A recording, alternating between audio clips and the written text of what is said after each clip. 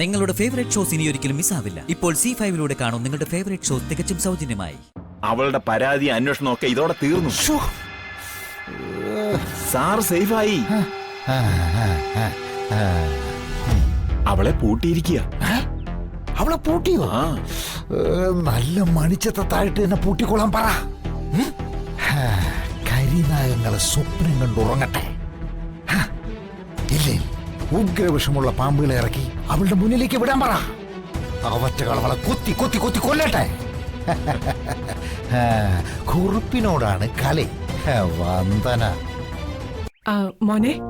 എന്താമ്മേ, നിങ്ങൾ ഇതുവരെ ഇറങ്ങിയില്ലേ?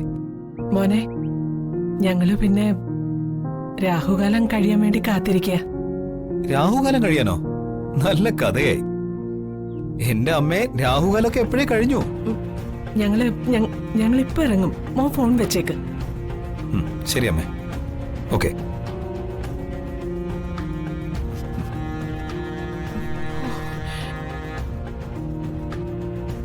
ക്ഷേത്രത്തിലേക്ക് പോയ വന്ദനയെ കാണാനില്ലെന്ന് വിക്രമനോട് എങ്ങനെ പറയും?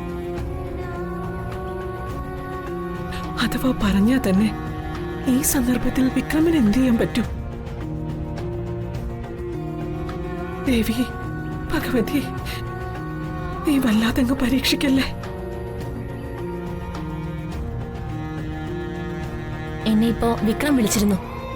എത്രയും പെട്ടെന്ന് ഗസ്റ്റ് ഹൗസിൽ എത്തണമെന്നാ പറഞ്ഞേ.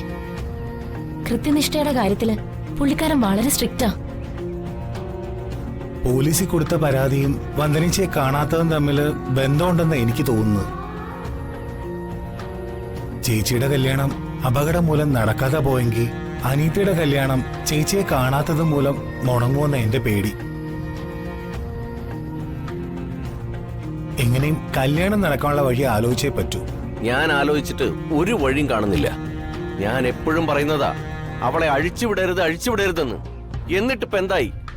അവള് വലിയ മജിസ്ട്രേറ്റ് കളിച്ചിട്ട് വർഷയുടെ കല്യാണം മുടങ്ങാറായില്ലേ? നമുക്ക് പോകാനുള്ള വണ്ടി ഉടനെ അയക്കുമെന്ന വിക്രം പറഞ്ഞത്. വണ്ടി വന്നു കഴിഞ്ഞാലും ചേച്ചി എത്തിയില്ലെങ്കിൽ? ഞാൻ ആലോചിച്ചിട്ട് ഒറ്റ മാർഗേ കാണുന്നുള്ളൂ.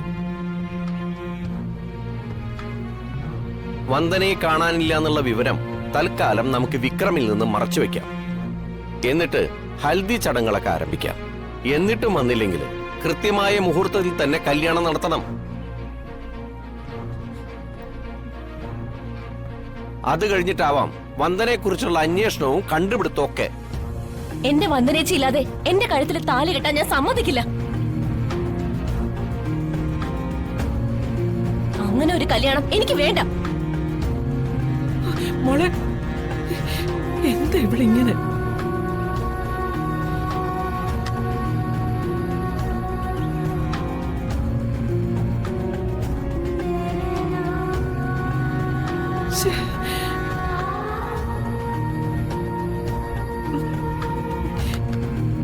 അവള് ഫോൺ എടുക്കുന്നില്ല. മനോജ്, എനിക്ക് പേടിയാവുന്നടാ. അമ്മയ്ക്ക് പേടിയാവുന്നു.